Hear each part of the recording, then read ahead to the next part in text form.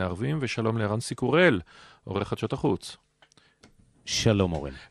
ואנחנו מדברים על אותו אזור, במובן הרחב, פלוג'ה היא לא באזור הקורדי, אבל אנחנו מדברים על עיראק, על קורדיסטן העיראקית, ועל תופעה מדהימה שאתה חושף אותו היום. כן, היום מציינים בישראל ובעולם את יום הדגל הקורדי. ב-6 בערב יציינו את היום הזה בהפגנה מול שגרירות טורקיה, שם על אפם ועל חמתם של הטורקים יניפו את דגל קורדיסטן. הקשר בין ישראל לקורדים, אנחנו יודעים, הוא קשר עמוק. היום אנחנו חושפים עד כמה.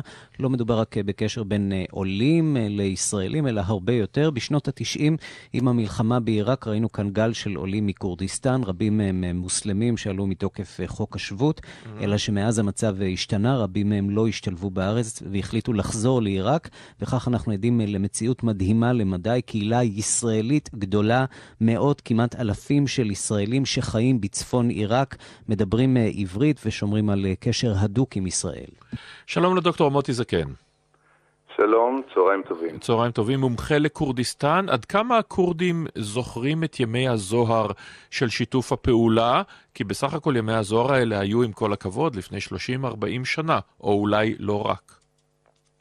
ראשית, המוסלמים, הקורדים, בעיקר בעיראק, זוכרים גם את המורשת היהודית, את המורשת של היחסים המיוחדים בין יהודים לבין מוסלמים קורדים, שהתקיימה בקורדיסטן במשך מאות בשנים, וכפי שציינת, היהודים היה להם מעמד של דימי, אבל בחברה השבטית הקורדית הם זכו לפטרונאז', לחסות של ראשי שבטים, ובדרך כלל הם הצליחו להתקיים ולקיים את בני משפחותיהם במסחר, בכלכלה, תוך כדי שהם נהנים מחסות של ראשי שבטים, וגם מעניקים להם טובות הנאה, מיסים, מתנות וכיוצא בזה. כמו שקרה גם במקומות אחרים. אני רוצה לשאול אותך לגבי אותה קהילה, אותם אנשים שהגיעו הנה וחזרו, מה מאפיין אותם? מי האנשים האלה בעצם?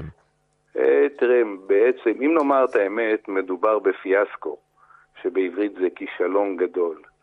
ישראל קלטה במחווה הראשונה של מנחם בגין, כשהתמנה ראש ממשלה, פליטים של ספינה וייטנאמית, ואחר כך היא קלטה פליטים מבוסניה, כזכור לך. ופה ישראל קלטה, יכולה הייתה לקלוט כמחווה הומניטרית מאות או אלפי פליטים מוסלמים קורדים, בזכות הקשר המיוחד שנוצר במרוצת השנים בין שני עמים.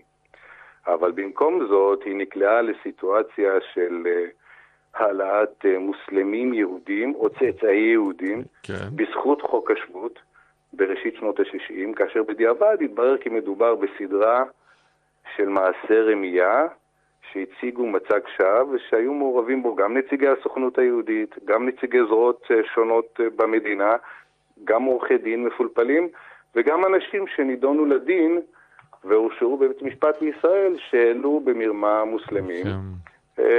וזייפו את הזהות שלהם.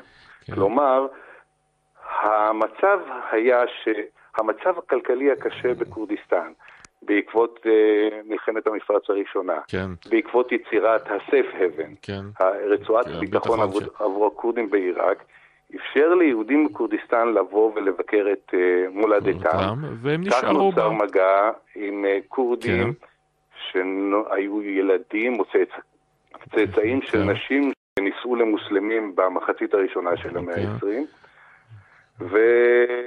ובמרוצת השנים הם נישאו או מרצון או מכפייה. והאנשים האלה חיו עשרות שנים כמוסלמים בכל דבר. כשעלו ארצה ב-1991... רק במילה, כי אנחנו נאלצים לסיים את זה. תראה, הם עלו ארצה כמוסלמים, המוטיבציה לא הייתה ציונית ולא יהודית, מבלי לבדוק בציציותיו של אדם זה או אחר. הם עלו ארצה, וברבות השנים רבים מהם, הרוב המכריע, חזר לאירופה או לקורדיסטן, הוא פשוט ניצל את סל הקליטה ואת ההטבות שניתנו לו. והמשיך הלאה. חייבים לומר שהם לא היחידים שעשו את זה כמובן, אבל בכל מקרה הסיפור הזה מרתק. ישראל הייתה יכולה לקלוט אותם כמחווה הומניטרית. ברור. תודה לך על הדברים האלה. הדוקטור מוטי זקן, מומחה לקורדיסטן.